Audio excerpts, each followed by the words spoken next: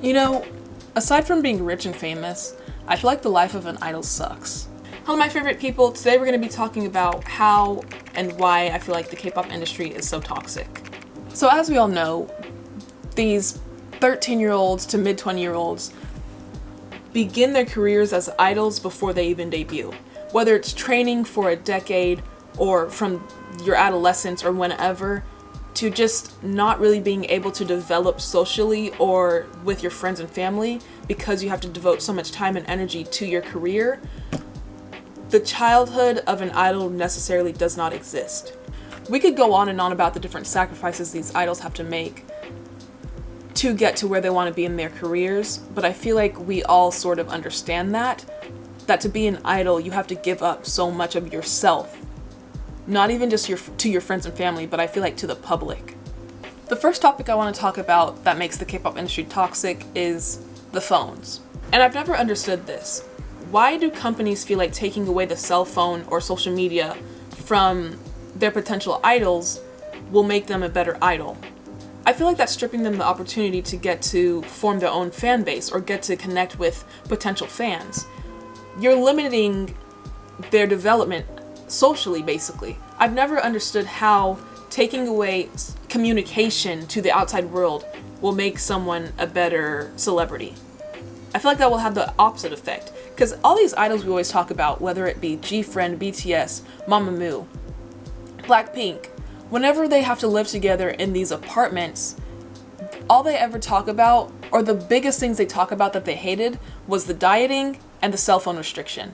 Now, thinking of my childhood and how I grew up, a cell phone was a necessity to survive. So I don't know if maybe it's a different culture in Korea that makes it to where these teenagers can survive without a cell phone, but I still stand by the whole restrictions on the phone are just stupid. Next, I want to talk about the dieting. We have these semi-adult people who are potentially going to be celebrities living an adult life where you have to basically conduct yourself properly, you have to manage your money, you have to uphold an image. Those are all things adults have to think about. But yet we also want to keep them in a box in South Korea. I feel like this more so applies to girl groups than boy groups, and girl groups who have a girly concept. But you have these individuals who have to grow up so quickly and become adults, but also maintain the image of a child. I can't even imagine how hard of a struggle that could be. I feel like internally, that's an internal battle that is unnecessary, and again is just a fault of South Korea's culture. Can you imagine living your life, basically, finally getting to the career you want to do, and having to change everything about you, or having to watch what you say, what you do, because you've built a fan base of people who's, aside from loving your talents, just lust after you? I don't know how they do it. I couldn't do it. It just doesn't make sense. And I feel like this ties into my next point of the K-pop industry isn't just toxic because of the way idols have to live their lives, but it's toxic because of the fans and South Korea in general. The standard South Korea puts on not even just the celebrities, all people, I feel like it's too strict. And I know I'm just an American voicing my opinion from the whole other side of the world, but from what I've seen and how people are forced to conduct themselves so strictly and conservatively, it's toxic. It's toxic. We are bred to believe we have a connection to these people or that we know these idols when really we don't know anything about them. Sure, they'll post a vlog on YG's channel. Sure, they'll post a daily performance on Mamamoo's RBW channel. But at the end of the day, we never actually know who these people are. We are trained, I feel like, to make it seem like we do, like we understand their personalities. But at the end of the day, we genuinely don't know a single thing about the idols we stan.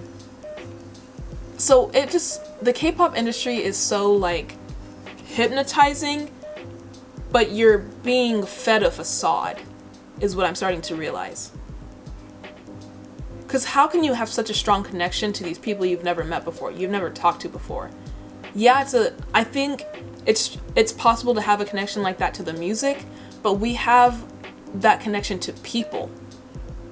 This doesn't even apply to just K-pop idols. I feel like this is celebrities in general.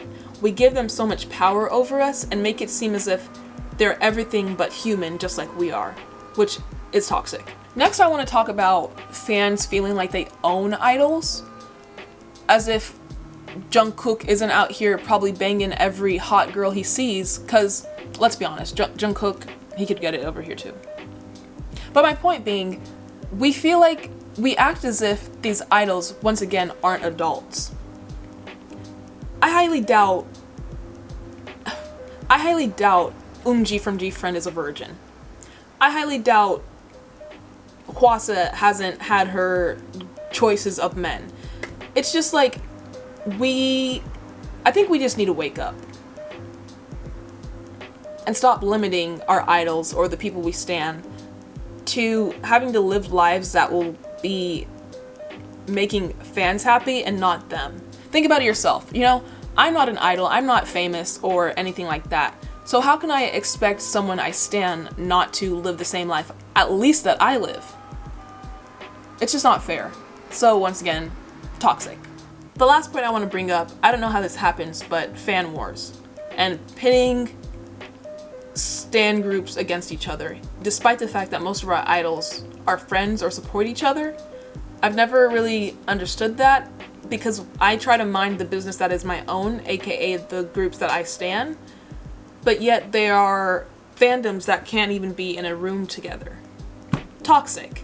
Stupidly toxic. Because at the end of the day, if your idol was to say, hey, I'm going to collab on a performance with this group, you would have no choice but to support it, because if you stan that person, you can't turn around and say, oh, I'm not going to support this because I don't like them.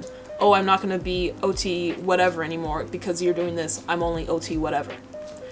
I feel like that's not how standing works. You stand to the death of you, and if you want to unstan, you unstan the whole group. That's just my personal opinion. If you disagree, then comment down below, let me know why, and I can try to understand your perspective.